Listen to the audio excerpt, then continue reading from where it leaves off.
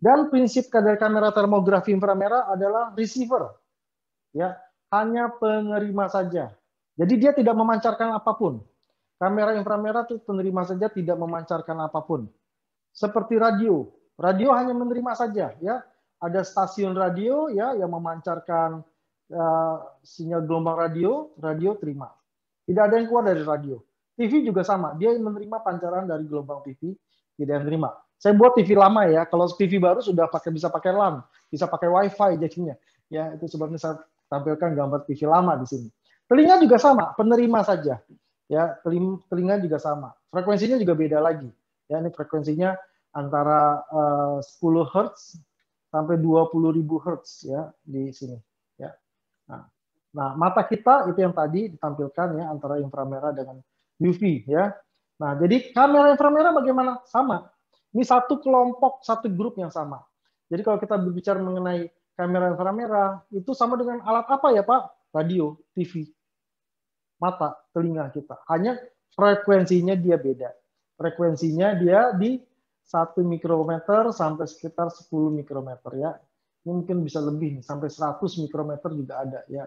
Tapi kita jarang sekali. Yang kebanyakan yang kita miliki sekarang 1 sampai sekitar 14 mikrometer. Alat-alat yang ada di kamera yang ada di pasaran itu antara 1 sampai 14 mikrometer. Mungkin 2 sampai 14 mikrometer.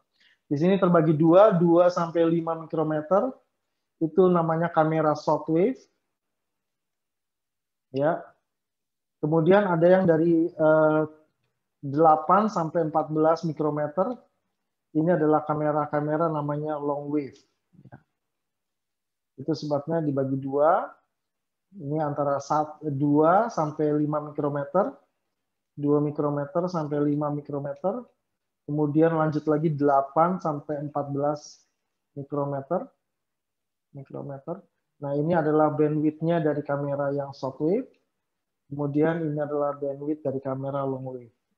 Kamera short wave tidak bisa baca yang ada di frekuensi panjang gelombang long wave, dan juga kamera long wave tidak bisa baca yang ada di short wave. Sama seperti telinga tidak bisa baca frekuensi mata, mata tidak bisa baca frekuensi telinga. Ya, itu juga kita nggak bisa. Orang ngomong gelombang suaranya kita bisa lihat, tidak bisa kita lihat. Ya, itu dia sebabnya short wave dan long wave. Tapi ada di pasaran ada 2 jenis kamera termografi ini. Sama-sama receiver, penerima saja. Baik, jadi kalau masih ada pemikiran kamera inframerah berbahaya nggak bagi tubuh, dia tidak mengeluarkan sama sekali apapun, ya, tidak mengeluarkan sinyal inframerah karena dia sebagai penerima. Baik, ini adalah bandwidth-nya ya, tadi sudah kita lihat dari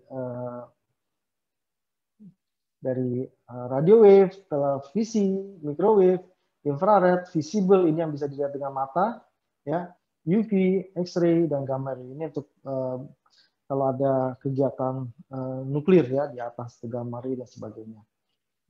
Ini infrared bisa diukur dengan termometer dari pembiasaan cahaya matahari. Nah, seluruh benda itu memancarkan infrared ini.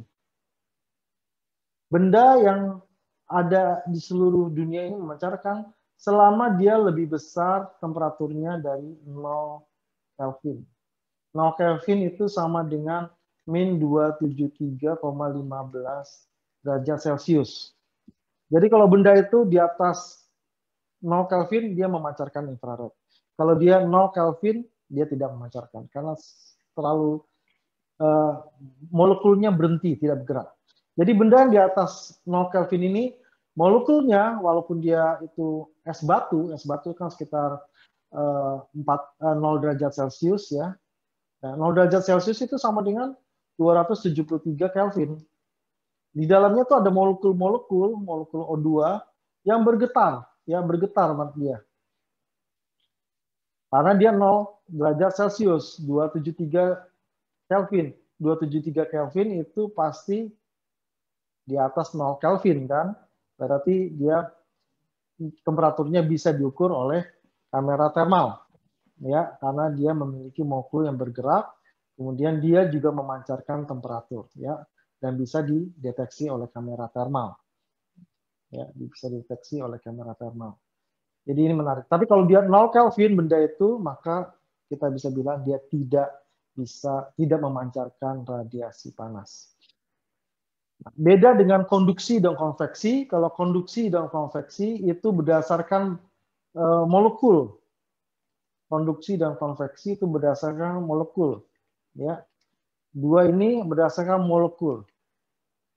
Tapi kalau radiasi itu bukan berdasarkan molekul, tapi namanya foton. Foton. Itu sebabnya konduksi konveksi di luar angkasa tidak ada. Ya. Tapi sinar matahari bisa melalui ruang hampa udara sampai ke bumi karena dia tidak berdasarkan molekul. Ya, tapi berdasarkan foton. Foton ini energi yang tidak memiliki massa.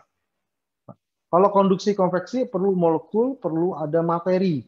Jadi kalau kita konduksi, kita panaskan setrikaan, ya elemennya kena dengan metalnya, kita bisa pegang metalnya itu panas. Itu konduksi ya, antara benda padat ke benda padat.